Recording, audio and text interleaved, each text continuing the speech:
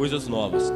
O que nós podemos notar aqui nesse texto que eu acabei de ler é que o alvo da morte de Cristo, que a principal função da morte de Cristo não é nos trazer bênçãos financeiras, bens materiais, e sim, quer dizer, reconciliar as pessoas com Deus e transformá-las em novas criaturas. E a partir do momento que nós nos convertemos, que somos transformados em novas criaturas, as nossas atitudes devem mudar, os nossos valores devem mudar. Se nós dizemos que somos cristãos, mas as nossas atitudes de antes da conversão continuam as mesmas, que tipo de cristianismo é esse que estamos vivendo?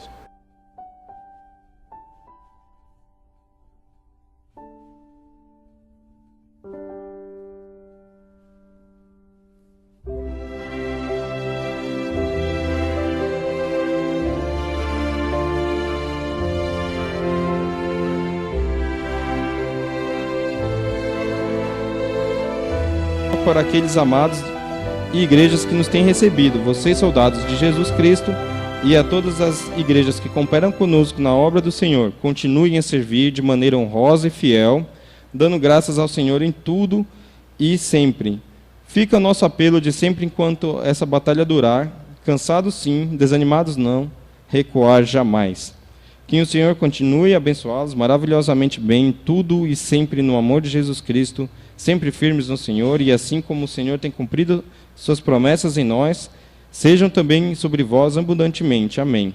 A igreja de Jesus Cristo, que se encontra aprisionada, separada por aquelas grades, também saúdam os amados irmãos, continue orando pelas nossas necessidades e os nossos ministérios. Ele colocou também uma lista sobre alguns pedidos para ele, pessoal, da família, né? E o suprimento emocional, já que ele também está... É difícil, né, para ele também passar e ver aquelas situações dos prisioneiros. Ele fala até aqui que o Senhor não nos permita cair em tentação, mas livre-nos do mal, nos dê proteção em viagens. Este ano temos muitas viagens em visita, de prestarmos contas da obra com as bases militares que cooperam conosco e também prisões no dia a dia, né? E outro problema que ele fala é a esposa está com glicemia alta, né, diabetes, e que eles também são suscetíveis a doenças quando estão expostos aos presos, né? Isso é verdade mesmo, né? Muito confinamento de pessoas, né, gera muitas doenças, principalmente respiratórias, e como eles estão muito em contato, eles também acabam pegando, né?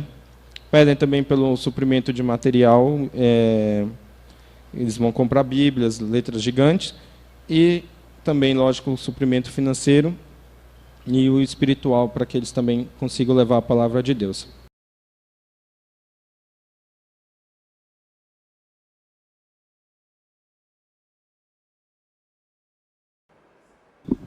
Amém. Eu saúdo a igreja na graça e na paz do nosso Senhor Jesus Cristo. Amém. Eu quero chamar a Jéssica e o Ebinho aqui. Vamos orar por eles. Vem aqui. Nós que participamos da luta que a Jéssica e o Ebinho teve no passado, tivemos junto como igreja, então está aí chegando uma nova jornada, e que eles possam saber que tem uma igreja juntos, né? Chega aqui os dois. Novamente, há um tempo atrás, a Jéssica, os amados sabem, ela perdeu o bebê e foi um momento triste para ela, para a igreja, e agora grávida novamente. Então, assim, são lutas que Deus nos coloca, e não só ela, mas todas as mulheres que passam por isso, mulheres que desejam conceber, né, e só Deus sabe o que elas passam. Mas nós, como igreja, não podemos ficar indiferentes com essa situação, e que nós possamos estar junto em oração por essa gestação, por essa criança que, pela graça de Deus, muito em breve possa estar correndo aí em nossos corredores. Quantas mulheres, né, grávidas que passaram por aqui ou que continuam aqui, e as crianças estão correndo por aí pela graça de Deus. Chega mais para cá. Vamos ficar em pé Nesse momento eu convoco a igreja a estar orando. A semana passada nós aprendemos a levantar mãos santas, né? Clamando ao nosso Deus, e se você puder, né, eu peço que você faça isso. Vamos fazer um clamor essa noite por esse casal. Pai bendito, eis aqui a Jéssica e o Ebinho.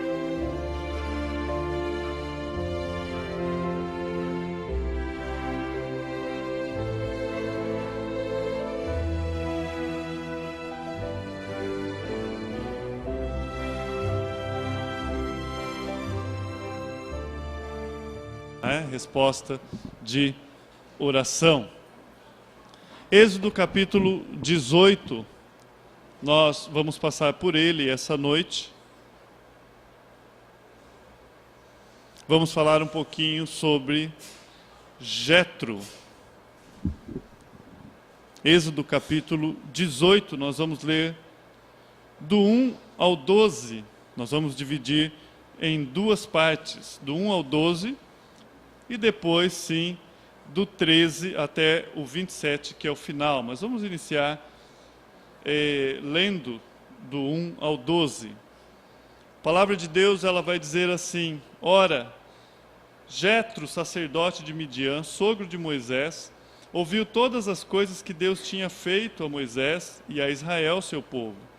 Como o Senhor trouxera a Israel do Egito, Jetro, sogro de Moisés, tomou a Zípora, a mulher de Moisés, depois que este lhe enviara, com os 2 filhos dela, dos quais um se chamava Gerson, pois disse Moisés: Fui peregrino em terra estrangeira. E o outro, Eliezer, pois disse: O Deus do meu pai foi a minha ajuda e me livrou da espada de Faraó. Veio Jetro, sogro de Moisés, com os filhos e a mulher deste, a Moisés no deserto, onde se achava acampado, junto ao monte de Deus. E mandou dizer a Moisés: Eu, teu sogro Jetro, venho a ti, com a tua mulher e seus 2 filhos. Então saiu Moisés ao encontro do seu sogro, inclinou-se e o beijou, e, indagado pelo bem-estar um dos outros, entraram na tenda. Contou Moisés a seu sogro tudo o que o Senhor havia feito a Faraó e aos egípcios por amor de Israel, e todo o trabalho que passaram no Egito, e como o Senhor os livrara. Alegrou-se Jetro de todo o bem que o Senhor fizera a Israel, livrando-o da mão dos egípcios. E disse: Bendito seja o Senhor que vos livrou da mão dos egípcios e da mão do Faraó. Agora sei que o Senhor é maior que todos os deuses, porque livrou este povo debaixo da mão dos egípcios, quando agiram arrogantemente contra o povo. Então Jetro, sogro de Moisés, tomou o holocausto e sacrifícios para Deus, e veio a Arão e todos os anciões de Israel para comerem com o sogro de Moisés diante de Deus. Eu quero orar novamente pedindo ajuda. Pai, obrigado. Obrigado por mais essa noite. Pai, nós clamamos a Ti, a Sua palavra, nos ajude cada dia mais, além de aprender, a colocar em prática. Ó Pai, cada detalhe da Sua palavra. Ó Deus, por graça, que nós possamos aprender, que nós possamos absorver. Nós sabemos que se não for um ato da Sua graça, é apenas palavras ao vento. Ó Deus, mas me ajude, mais uma vez, eu clamo, eu suplico a Ti, para que nós possamos crescer espiritualmente, para que isso redunde para a glória do Seu santo nome. Eu clamo a Ti mais uma vez essa noite, em nome do Seu Filho Jesus. Amém e amém. O tema da mensagem dessa noite, nós pegamos o capítulo 18 inteiro, e esse capítulo 18 ele fala sobre Jetro. E uma pergunta que não queria se calar, o tempo que eu estava pensando já desde a semana passada, quando terminamos o 17, eu já tinha lido o 18, e por que aprove Deus, através da pessoa do Espírito Santo, deixar um capítulo inteiro falando, ou detalhando sobre essa passagem de Jetro, essa vinda de Jetro o sogro de Moisés. E eu pude ver um quadro em que esse quadro ele me trouxe o tema desse capítulo. Ou seja, Jetro, um gentil na congregação judaica. Quando nós vamos vendo o quadro daquilo que Deus vem fazendo. Nós conhecemos a história de Moisés, nós já vimos parte dessa história. Moisés, ele foi chamado por Deus a desafiar Faraó e tirar o povo hebreu das garras dos egípcios, das garras de Faraó. Ele não levantou de manhã, por acaso, e falou: eu estou com vontade hoje de ir ao Egito libertar um povo. Não foi isso. Ele foi chamado por Deus. Ele foi chamado por Deus. E nesse chamado, Moisés, ele teve que abrir mão da sua vida pessoal, atual, aquilo que ele estava fazendo. E a Bíblia diz que ele apacentava ovelhas. Nesse chamado, ele teve que, por um determinado momento, até deixar esposa, filhos e rebanhos à parte, para que ele pudesse trilhar aquele momento, aquilo que Deus tinha chamado a ele fazer. Se Moisés tivesse qualquer sonho naquela época, mediante a esse chamado, tudo aquilo teria que ser deixado de lado para que ele continuasse. Porque até que ele tivesse aquele contato com Deus na sarça ardente, Moisés, um homem normal, viveu 40 anos, normal entre aspas, né? 40 anos no Egito, e agora ele estava 40 anos já no deserto, e 40 anos é bastante tempo ali em Midian com o seu sogro. Já havia 2 filhos e ele apacentava ovelhas, e com certeza ele tinha planos, como qualquer um de nós fazemos planos, desde os mais simples até alguns outros. Não sabemos se ele pensava em fazer uma visita lá no Egito, construir alguma coisa, aumentar o rebanho, ter mais filhos, mas com certeza ele tinha planos que naquele momento em que Deus o chamou, esses planos tiveram que ser, alguns deixados de lado e outros para sempre. Esquece, agora você vai fazer aquilo a qual eu estou te chamando. Quando falamos sogro de Moisés, isso me faz lembrar que Moisés, um cidadão como qualquer um de nós, e ele tinha família. Quando fala esposa e filhos de Moisés, estamos lembrando que Moisés tinha família. Ele teve que deixar isso de lado, mediante ao chamado do próprio Deus. Agora, logo depois de todas essas ocorrências, Deus chama Moisés: vem e eu lhe enviarei, envia ele para o Egito. E assim que ele volta, hora que as coisas dão aquela acalmada, o sogro de Moisés vem e traz de volta a família dele. Traz lá, vai encontrar com ele no deserto e leva esposa e filhos. E Moisés, ele amava o seu sogro. Nós vemos aqui a forma em que ele se cumprimenta, a reverência, o respeito que ele tinha para com o seu sogro. E ele fica muito feliz com essa chegada do sogro ao arraial. E ele quer logo contar tudo o que tinha acontecido no Egito e a forma maravilhosa que Deus tirou ele. E quando nós vamos vendo que o Evangelho está bem claro ali no Egito, a redenção, a forma como Deus nos livra, você vê que Moisés, ele quer contar rapidamente aquilo que Deus tinha feito. Ele quer passar para o seu sogro com alegria aquilo que Deus tinha feito para com ele, a forma maravilhosa como Deus tinha libertado o povo. E o que será que Moisés iria contar para ele, para Jetro? Porque eles entraram ali e eles começaram a conversar. A palavra de Deus vai falar que Moisés chama ele, o seu sogro, e eles começa a contar para Jetro tudo o que aconteceu. E nós podemos imaginar, ele teria que começar em José, se é que ele não contou isso já na saída, mas ele teria que contar essa história. Ele podia chegar para Jetro e falar: olha, Jetro, Faraó, ele tinha tudo para ser grato àquilo que José fez por ele lá no Egito, mas isso foi há 430 anos. Porque aquilo que José fez mudou a história de uma nação que sucumbiria como qualquer outra.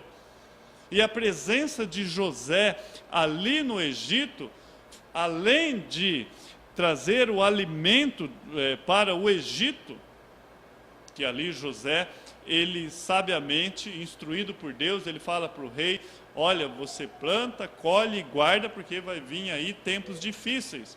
E o Egito fez isso, e quando veio tempos difíceis, o Egito estava abastado. E lá no fim você vai ver que Faraó começa a pegar até propriedades em troca daquilo lá. Então o José foi algo assim expressamente positivo para Faraó. Mas 430 anos se passaram, nós lemos 400 anos, 430, e quem era José?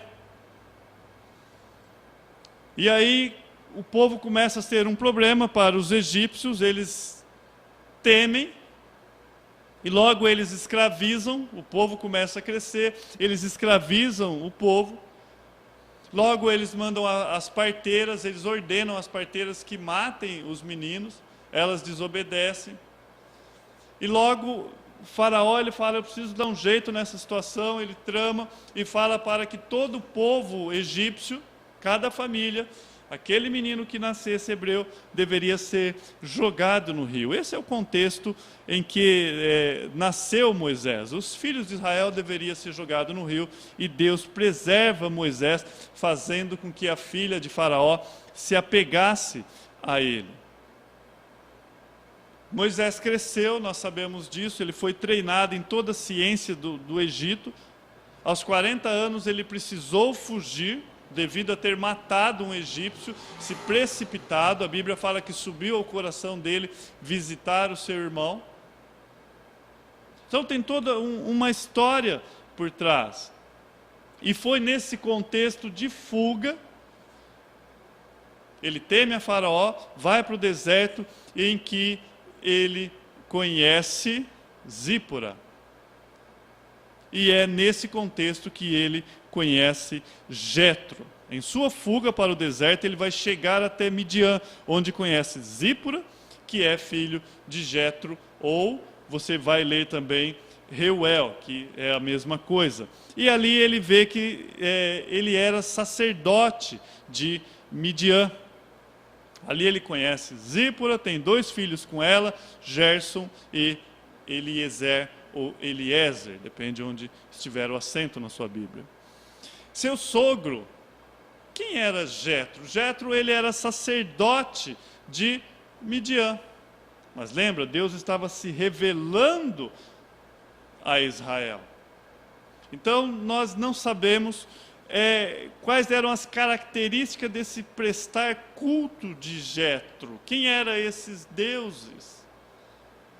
Mas uma coisa era certa, ele sabia quem eram os deuses do egípcio, porque ele fala assim, uma das palavras dele é: naquilo que os egípcios se gabavam ou sobrepujavam, dependendo a sua versão, naquilo que eles achavam forte, naquilo que eles se gabavam, ele está dizendo, foi exatamente naquilo que Deus derrubou. Então Jetro era uma pessoa que conhecia o que era isso, e a Bíblia chama ele como sendo sacerdote de Midian.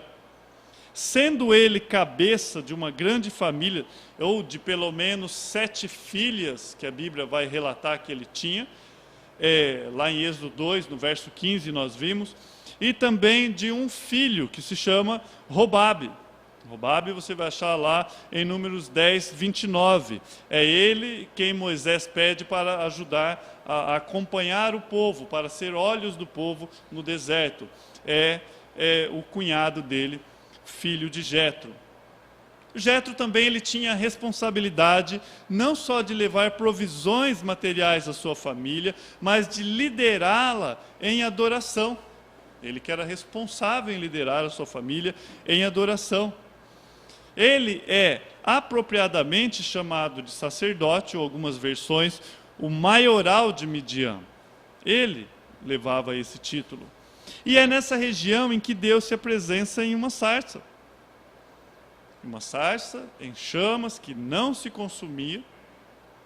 E ele mostra para Moisés, ali naquele contexto, alguns sinais que nós vimos e aprendemos, como a mão leprosa, como um pedaço de madeira transformando em serpente, que era a vara da mão de Moisés, ou o cetro. É ali que nós vimos água tornando em sangue, mas também era apenas o início de algo maior que estaria por vir. E Moisés, ele com certeza teve bastante tempo para detalhar isso para o seu sogro. Haveria de vir 10 pragas ou sinais que Deus enviaria ao Egito, mostrando a sua soberania. Independente de que Deus, Jetro, estivesse adorando-se de alguma forma, os deuses dos pais de Moisés, nós podemos citar os pais no sentido dos seus antepassados, no sentido de Abraão, Isaque e Jacó tivesse chegado de alguma forma em Midian, ou se fosse Deus falso, independente disso, a presença de Moisés ali e Jetro ser inserido nesse contexto, Jetro também estava agora sendo direcionado ao verdadeiro culto, a conhecer o Deus soberano, quem era verdadeiramente o Deus, quem era esse Deus que se revelava. Essa semana, vendo um vídeo do pastor Thomas Tronco, e foi muito bom porque ele falou um pouco sobre Êxodo, né? Ele fez um resumo da Batista Redenção lá de São Paulo, e eu falei, obrigado, né? Me ajudou em algumas questões. E ele fez um ótimo resumo, e um dos termos que ele usou eu gostei. Ele fala, o Deus que se apresenta como Senhor, que controla os rios, os animais, insetos, controla o tempo, a luz e todas as coisas, é o Deus que se apresenta ao povo hebreu. É o Deus soberano que controla todas as coisas. E essa apresentação de Deus, ela é vexatória, ou ela envergonha o povo egípcio. Por isso que Jetro fala, naquilo que eles se gabavam, sobrepujavam. Nós lemos no capítulo 12, no verso 12, e Deus fala que exatamente ele fez aquilo para humilhar, para exterminar os deuses egípcios. Nós aprendemos que não foi uma luta que Deus teve com aqueles deuses. Uma outra coisa que muito crente ainda falha, quando fala deuses para você, o que vem na sua mente? Será que você pensa em alguma entidade? Será que um dia Zeus vai prestar conta diante de Deus? Ô Zeus, você iludiu o povo lá, eu não, eles que quiseram. Será que, amados, é pau e pedra, e por trás disso são demônios? São demônios. Não existe deuses, existe demônios por trás disso. A palavra de Deus, ela vai dizer, o homem corta a madeira, o cipreste, uma parte ele faz um deus, a outra parte ele usa para cozinhar, mostrando o absurdo que é isso. Então, se ele cortou um pedaço de lenha, e essa mesma lenha, ele fala da mesma madeira, ele faz um deus a qual ele se prostra, o restante dessa madeira ele faz fogo e cozinha. Então a pergunta é se ele não acabou de queimar o deus dele, né? Porque que parte que estava o deus? De tão absurdo que é. Mas logo que nós temos o Novo Testamento, a palavra de Deus vai falar que por trás dessas esculturas, dessas imagens, daqueles a qual essas pessoas se prostram, elas se prostram a demônios. Então não tem mini deuses, deuses se gradeando. Existe um Deus no universo apenas, o nosso Deus. Ele é soberano sobre todas as coisas. Um egípcio não sabia disso e talvez Jétro, talvez não. Né? Existem deuses aqui e deuses acolá, alguns poderes, eles são deuses, não há. Há um único Deus. O resto é criação nossa e são entidades demoníacas. Agora, Deus pega e envergonha isso. Para o egípcio era vergonha. Por quê? Quando ele precisava de chuva, ele clamava ao Deus que enviava chuva. E Deus, o verdadeiro Deus, porque também a palavra de Deus vai usar o termo falsos deuses, que já acaba com todo e qualquer, talvez, desejo que alguém tenha que existisse um outro Deus. Não, isso é falso. Existe apenas um Deus. Então, eles clamavam a esses falsos deuses. O Deus que fertilizava a terra, ou a deusa, né? O Deus Sol que enviava a luz. E Deus, o verdadeiro Deus, vai lá e tira a luz deles. Então, isso para eles era vergonhoso. Onde estava o Deus deles? Onde que estava o Deus que protegeria o rebanho, e o rebanho começa a morrer? Então Deus mostra que estava sobre todos os deuses dos egípcios. E isso na mente de Jétro, na mente daquelas pessoas, começava a fazer sentido agora. Espera aí, nós vivemos lá 400 anos no Egito, o nosso povo, e nós vimos a quantidade de deuses que ele tinha. Nós atribuímos poder a esses deuses, mas nós nunca vimos esses deuses fazer o que esse Deus de Israel fez. E nunca viriam. No máximo, alguma coisa ali no sentido de transformar água em sangue, que nós vimos ali, imitando alguns dos sinais, né, transformando a madeira em serpente, e alguma coisa ilusória, e fazendo as rãs sair também. Mas quando chega lá, Arão toca o chão e se transforma em piolhos, aí eles param. Nós sabemos quem está por trás disso. Então é isso que leva Jétro a dizer, no verso 11, agora eu sei que o Senhor é maior que todos os outros deuses, pois ele os superou exatamente naquilo que eles vos vangloriavam. Amados, outra coisa que nós temos que nos atentar, a dimensão que daquilo que Deus fez, é a nível de um país. Não é a nível de um bairro ou a nível de uma cidade. Às vezes você vê no filme, a câmera vai chegando e vai mostrando o povo ali trabalhando e as pragas ficam centralizadas apenas naquele lugar, naquela região. A Bíblia ela usa o termo todo o Egito. Então a dimensão era a nível de um país. Não era uma cidade do Egito, era todo o Egito. O maior rio do mundo, qual que é, em extensão? O Rio Nilo. Exatamente o Rio Nilo, que compete diretamente com qual? Com o nosso rio Amazonas, em extensão, e alguns até dizem que o Amazonas ganha um pouquinho, os dois competem ali. Mas até que onde tem conhecimento, considera-se o Rio Nilo como o maior rio em extensão. Ele corta todo o Egito.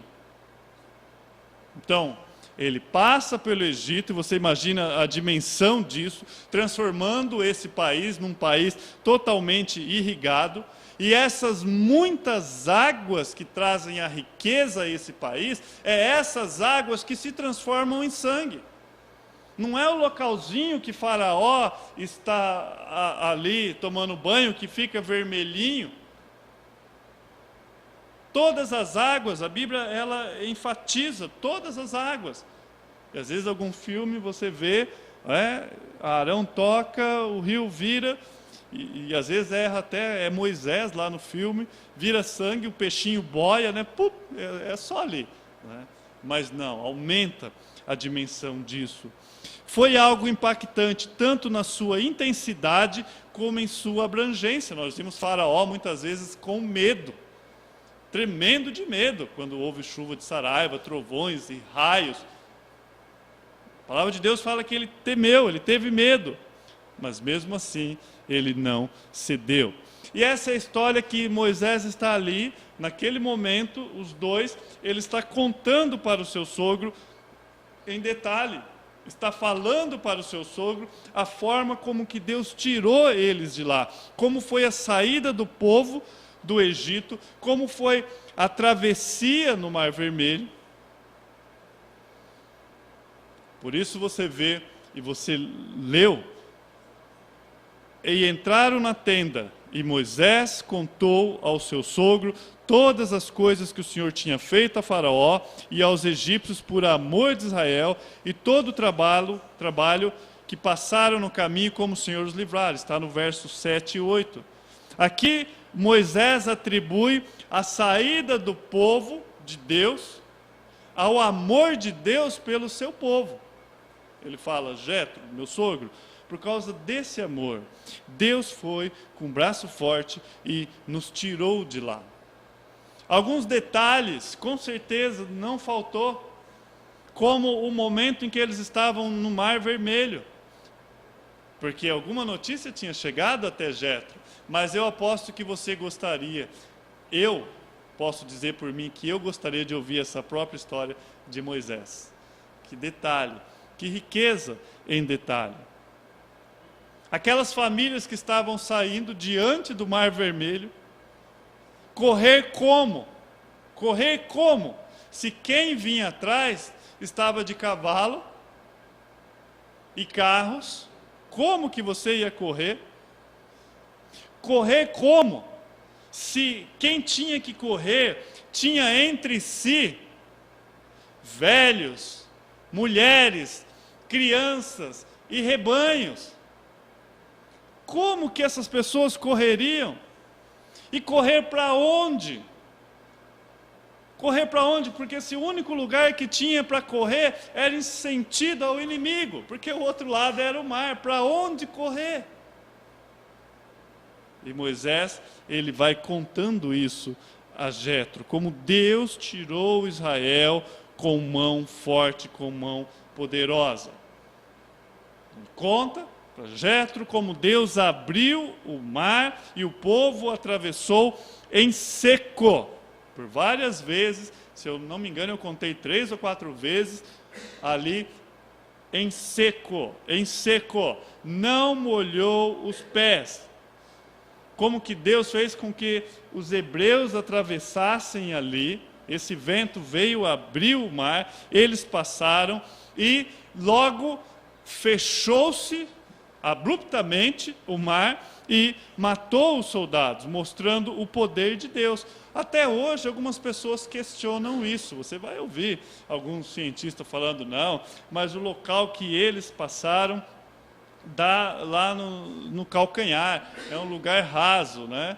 E alguém já disse, então o poder é muito maior, porque Deus afogou os cavalos num lugar de 1 palmo ali, né? Mas no original, o termo ali é mar de junco. Quando você vai no original, aí a Septuaginta colocou Mar Vermelho, porque ela entendeu que naquela época eles chamavam o Mar Vermelho de Mar de Junco. Mas ainda alguns historiadores tentam entender qual que seria o local chamado esse Mar de Junco. Mas eles passaram por ali. Você vai ver também alguns estudiosos ou cientistas que eles vão falar assim, o vento forte é um fenômeno que pode acontecer até hoje isso, de dar um vento ao ponto de afastar as águas. Mas nós lemos que Deus não fez somente isso. Nós vimos que Deus abriu o mar, Deus fez um corredor, fez uma parede, o povo atravessou em seco. E você não viu esse mesmo vento soprando e levando nenhum israelita. Porque nós podemos ter até um vento hoje que divide alguma espécie de água por aí. Mas separar as águas sem tocar em um israelita é poder de Deus. É poder de Deus, soberania de Deus. E aí, a partir do verso 13, nós vamos ler agora a segunda parte, até o verso 27, aonde Jetro ele chega e ele começa ali a dar algumas dicas para Moisés. O verso 13 diz assim: no dia seguinte, então imagino que foi ali longa a história, né? Assentou-se Moisés para julgar o povo, e o povo estava em pé diante de Moisés, desde de manhã até o pôr do sol. Vendo, pois, o sogro de Moisés tudo o que ele fazia ao povo, disse: o que é isso que você faz ao povo? Por que te assentas só e todo o povo está em pé diante de ti, desde manhã até o pôr do sol? Moisés respondeu ao seu sogro: é porque o povo vem a mim para consultar a Deus. Quando tem alguma questão, vem a mim para que eu julgue entre um e outro e lhe declare os estatutos de Deus e as suas leis. Ou seja, aqui Moisés ele estava agindo como juiz, julgando entre um e outro e levando essas questões para consultar a Deus. No verso 17, o sogro de Moisés, porém, lhe disse: não é bom o que fazes. Sem dúvida desfalecerá tanto tu como esse povo que está contigo, pois este fardo é pesado demais para ti. Tu só não pode fazer. Ouve, pois, minhas palavras e eu te aconselharei. E a palavra que Jetro usa aqui: e Deus seja contigo. Representa o povo perante Deus e leva as suas causas a Deus. Ensina-lhes o estatuto e as leis e faz-lhes saber o caminho que deve andar, a obra que devem fazer. Ou seja, você não precisa parar com o que você está fazendo, é o que ele está dizendo aqui. Procura dentre os homens, dentre o povo, homens capazes, temente a Deus, homens de verdade que aborreçam a avareza, põe-nos sobre eles chefe de 1000, chefe de 100, chefe de 50 e chefe de 10, para que julguem este povo em todo o tempo. Toda causa grave trarão a ti, mas toda causa pequena eles mesmos julgarão. Será assim mais fácil para ti, e eles levarão a carga contigo. Se isto fizeres, e assim Deus tu mandar, poderás então suportar, e assim também todo este povo tornará em paz ao seu lugar. Moisés atendeu às palavras do seu sogro e fez tudo o que ele dissera. Escolheu Moisés homens capazes de todo Israel e o constituiu por cabeça do seu povo, chefe de 1000, chefe de 100, chefe de 50 e chefe de 10. Esses julgaram o povo em todo o tempo, a causa grave trouxeram a Moisés, e toda causa simples eles mesmos julgavam, ou julgaram eles. E então se despediu Moisés de seu sogro, e este foi para a sua terra. Lá foi Jetro, foi embora. Então, desde o capítulo 13 até o fim, aqui vai falar dos chefes que foram nomeados para ajudar Moisés na administração dos negócios, das questões da congregação. Isso foi feito por sugestão do seu sogro Jetro. Ele temia que Moisés desfalecesse completamente, e, em consequência da sua carga, do seu trabalho. Ele parou, ficou analisando, observou, viu aquelas pessoas chegando, Moisés julgando essas pessoas, e ele falou: mas Moisés, é muita carga para você, mas não só para você, mas imagine esse povo o dia inteiro você aí. Porque eu imagino que Jetro esperou, olhou, e Moisés passa 1, e passa 2, passa 3, aí ele pega e vai lá, né? O que se passa, Moisés? O que é isso? E Moisés fala: olha, eu represento o povo a Deus, e eu sou juiz sobre causas grandes e pequenas. Então, no dia seguinte, Jetro vai lá, acompanha a rotina de Moisés no arraial, não é? E ali ele vê que o seu genro era um cidadão muito ocupado. Fala: mas meu genro é muito ocupado. Desde manhã até a noite nós lemos. Moisés, ele se sentava à porta da tenda para julgar todas as causas. Essa cena deixou o Jetro inquieto. Porque ele fala, é uma demanda demasiada, é muito grande para um único homem, para um único líder julgar todo o seu povo, seja pequena ou grande causa. Então Jetro chega, pergunta para Moisés o que significa. Moisés fala, olha, o povo vem até a mim, eu levo até Deus, cuido das suas causas, e eles precisam de um juiz, e eu sou o juiz do povo. Aqui Jetro, ele vai dar um conselho para Moisés, e nós vimos aqui a voz de alguém que era experiente. Jetro era um homem inteligente, um homem experiente, aliás, idoso, experiente e sábio. E ele vai dizer a Moisés, no verso 17 e 18, ele detecta o problema e ele fala, Moisés, eu vou te dizer uma coisa, não é bom o que você está fazendo. Que bom que tinha o sogro de Moisés, né? Como você chega num líder e vai falar para ele, vai contrário daquilo que ele está fazendo.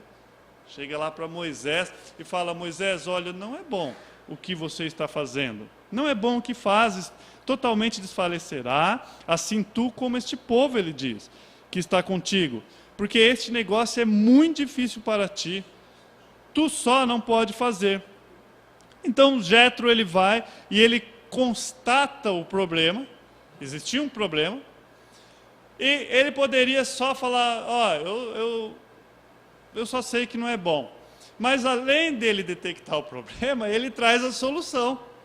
Ele mostra para Moisés um problema e ele também traz a solução para o problema. Constatado o problema, Jetro apontou a solução e disse, no verso 18, 17 e 18, e tu dentre o povo, e tu dentre todo o povo, procura homens capazes, temente a Deus. Então, precisavam ser pessoas que temessem a Deus, capazes, homens de verdade, que odeiam a avareza, que não sejam homens que pensam somente em si mesmo, eles vão ter que doar, vão ter que ter tempo, vão ter que parar, e põe eles sobre a maiorais de 1000, de 100, maiorais de 50 e maiorais de 10, em todo o tempo, e seja que todo negócio grave traga a ti, e o negócio pequeno eles julguem, assim a ti mesmo te aliviará da carga e eles levarão contigo, ou seja, o povo levará com você essa carga junto. Está no 18, no 21 e 22. E aí, não adianta, né? A mente lógica já me parou no texto aí. Por que 10? Por que 1150 e 10? Por que não 1500? Né? Eu não achei nenhum comentário falando sobre o assunto. Mas eu lancei ao texto quem trabalhava mais, né? Falei, mas aqui quem vai trabalhar mais? É impressionante quando você para analisar.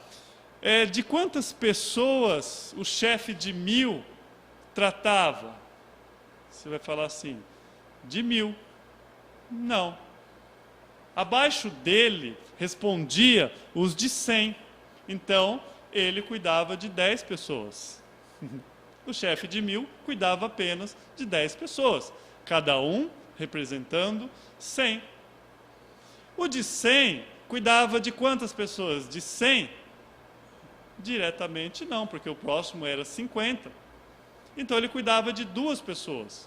2 pessoas de 50 diretamente iam falar com ele. E o de 50? Quem estava abaixo dele? O de 10. O de 50 cuidava de 5 de 10. E o de 10? Cuidava de 10 pessoas, como o de 1000 cuidava de 10 pessoas. Você percebe uma forma sábia, que não acarretava peso apenas um, mas havia uma distribuição agora, que era possível todos fazerem isso? Então, a solução estava em designar homens capazes de julgar retamente o povo, e somente as causas mais difíceis iria para Moisés. As coisas como briga pequenas, como briga de vizinho, pastagem de rebanho, questões relativas a disposições de tenda no acampamento, coisas pequenas, ficavam ali para esse juiz, entre aspas, substitutos, né, para os mais pequenos. Então isso fez com que Moisés aceitasse o conselho. A Bíblia fala no verso 24 que ele deu ouvido à voz do seu sogro e fez tudo conforme ele aconselhou. E aí Moisés ficou mais livre para questões relevantes, como servir o Senhor. O que nós vemos que Moisés, como líder, ele não agiu com arrogância. Ele poderia falar, não, ele não se sentiu o dono da verdade falando. Mas quem é você para vir aqui dar o seu pitaco ou xeretar? Moisés não. Ele viu o conselho sábio do seu sogro, ele acatou o conselho do seu sogro, deu ouvido à voz da experiência e saboreou os seus frutos. Você imagine o day after, o dia depois que ele instituiu aquilo lá. Ele até estranhou, falou, poxa vida, né? Que beleza, agora eu posso levantar e posso fazer outras coisas. E as causas mais difíceis que depois nós vamos ver lá na frente chegavam até Moisés. Se bem que estudando isso, trazendo para a minha vida, eu imaginei que tem o dedinho de Zípora nesse conselho, né? Acho que Zípora, olhando assim, acho que Zípora falou assim, eu preciso eu acho que meu marido tá com muito ocupado, né? E reclamou para o pai, e o pai foi lá e falou, não deixa filha, que eu vou dar um jeito. Não sei por que eu tenho isso, que Zípora tem o dedinho dela aí. O conselho de Jetro, seu sogro, não era um conselho que feria os princípios de Deus. Então, outra coisa, não era um conselho que feria os princípios de Deus, que você fala, o cidadão chega e vai te dando um conselho, você vai acatando. Veja se esses conselhos não ferem o princípio de Deus. E o conselho dele não feria. Tanto que você vê nas palavras dele, no verso 19, ele fala, agora ouça-me e eu lhe darei um conselho, e que Deus seja com você. Ele fala, que Deus esteja nesse negócio que eu vou te dizer agora, com temor a Deus. O critério também que ele usa no verso 21, ele fala, olha, que seja homens temente a Deus. Então não há nada errado em você ouvir conselhos de pessoas mais experientes, desde que esses conselhos não firam princípios estabelecidos pelo próprio Deus. E aí, nós dividimos em duas partes, e eu quero usar esse tempinho final para mostrar um símbolo que eu vejo nesse quadro da visita que Moisés fez, que Jetro fez a Moisés. Nós sabemos que nós não podemos fundar uma doutrina em cima de um símbolo, ou em cima de um quadro, em cima de uma figura. Mas, quando a doutrina é revelada, nós podemos discernir o símbolo dela com exatidão e aproveitar para estudá-la. Ou seja, o que é isso? Quando você já tem a doutrina formada pelo restante das Escrituras, então, você pode olhar para as Escrituras e entender que esse quadro, ele afirma aquilo que você já crê com o restante das Escrituras. Pensa nas palavras de Jetro, quando ele fala assim, agora sei que o Senhor é maior que todos os deuses, porque na coisa em que ensoberbeceram, o sobrepujou. Isso está lá no verso 11. O que nós estamos vendo é o testemunho de um gentil, alguém que estava fora do arraial de Deus. Então Deus tem um povo, ele trouxe o seu povo, os israelitas, mas agora um israelita, a qual Deus salvou, ele leva até alguém de fora do povo, um gentil, e ele conta e revela quem é esse Deus, e esse gentil, ele reconhece que esse Deus, ele é sobre todos os outros deuses. É o testemunho de um gentil, quando a página da história judaica é aberta diante de si. Quando Moisés conta para ele a história, ele reconhece Deus como Deus. E ali nós temos o quadro de Deus sendo glorificado. Deus foi, salvou um povo, alguém desse povo comenta, leva, como se levasse o evangelho, leva aquilo que Deus fez, mostra quem é Deus, e nós temos a figura de alguém glorificando a Deus. Mas ali, se nós pudéssemos fazer um quadro disso, ilustrando, ele traz Zípora e seus filhos. Nós poderíamos fazer um quadro da igreja coletivamente, ela representava, e os seus filhos, que é a individualidade. Nós vemos eles acompanhando ou estando junto com Moisés. Se nós entendemos Moisés tipificando a Cristo, nós vemos igreja, Cristo e eles em comunhão. A igreja ligada com aquele a qual a libertou. E agora você inclui um gentil aí, que é Jétro. E o que todos vão fazer? Em Êxodo 18, 12, aí mesmo no verso 12, você lê: então Jétro, sogro de Moisés, ofereceu o holocausto a sacrifício a Deus, e Arão veio com todas as autoridades de Israel para comerem com o sogro de Moisés na presença de Deus. Ou seja, Deus começa com os judeus, se estende aos gentios, e ao final todos estão adorando e banqueteando diante desse Deus. Que quadro magnífico daquilo que Deus fez por nós, da sua obra redentora, que chegou até nós e que um dia nós estaremos banqueteando. E olhando sobre isso e pensando sobre o dia em que estaremos lá com Deus, eu quero terminar lendo duas notícias que eu imagino assim, eu acompanho algumas notícias e vendo os sinais. A volta de Cristo, ela é iminente. Eu penso que esse banquete está bem próximo e que nós estaremos lá com Ele. E a primeira foi no mês 7. O jornal, ele abriu com a manchete e que chamou a atenção. Essa manchete dizia: o Messias está prestes a chegar. E eu falei, deixa eu olhar o que é isso, né? E aí o que estava escrito lá, eu vou ler conforme estava escrito. Este é o alerta emitido pelo rabino Shai Kanievski, uma das maiores autoridades do judaísmo ultra-ortodoxo no mundo. Ele está convocando todos os judeus a voltarem para Israel o mais rápido possível, entendendo que essa é uma ação espiritual que marca a volta do Salvador. Então, esse rabino, ele é a pessoa mais expressiva lá no sentido ortodoxo. Ele faz uma convocação e ele entende que o Messias, aliás, está voltando, não, que ele está vindo, porque eles creem que ele viria o mais rápido possível, que isso marca a vinda do Salvador. Em 2014, só da França, 7.000 judeus fizeram isso. Voltaram para Israel. Então, Israel, termômetro, o relógio da vinda de Deus. As coisas não estão paradas, estão acontecendo muito rápido. A segunda notícia foi esse mês, no dia 11 de setembro.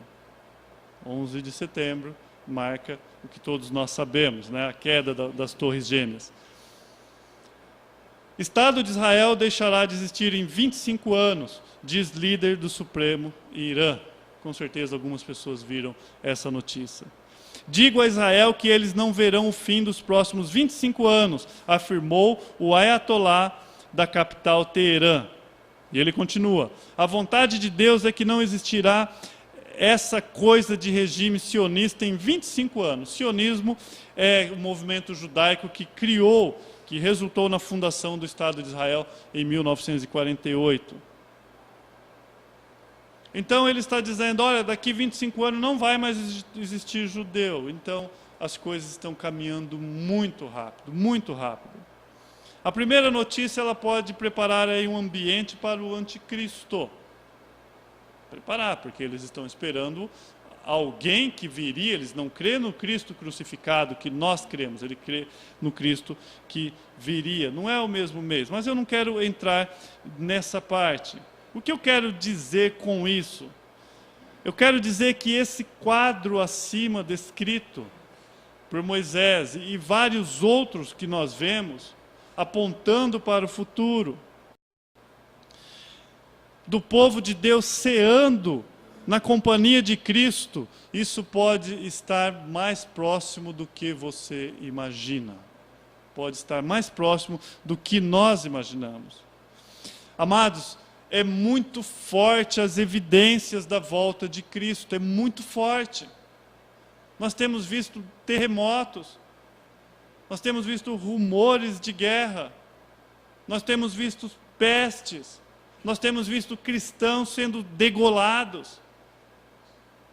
É muito eminente, as evidências são fortes de que Cristo está voltando, Jesus está voltando, Ele vai voltar e todo olho verá, Ele está voltando.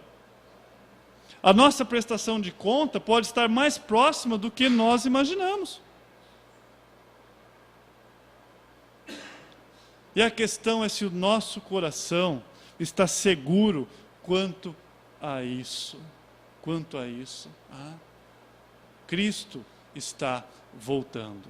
Talvez esse Ayatollah, ele pode ter sido usado para dizer algo, não sabias que era profeta, né?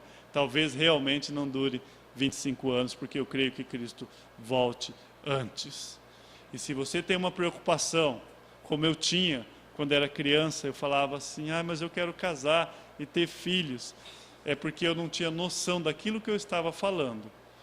Porque não existe nada melhor do que uma eternidade na presença do nosso Deus.